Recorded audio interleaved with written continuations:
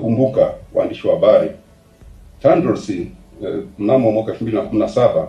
pia iliongezewa jukumu la kusimamia ujenzi wa viwanja vya ndege, na ambapo TANROADS imekasimishwa jukumu hilo, hali shughuli zingine za matengenezo na uendeshaji zitaendelea kuwepo katika taasisi zilizokuwa zinafanya hivyo. Na kupitia utaratibu huo wa TANROADS kushughulika na ujenzi wa viwanja vya ndege, katika kipindi hicho TANROADS imekamilisha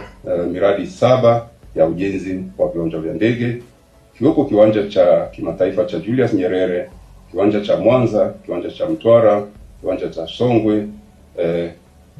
kiwanja cha Songea na kiwanja cha Geita. Aidha, sambamba na hiyo miradi iliyokamilika, pia kuna miradi au viwanja 8 ambavyo vinaendelea kujengwa, ikiwepo Msalato, Iringa, Msoma, Tabora, Shinyanga, Sumbawanga, Kigoma,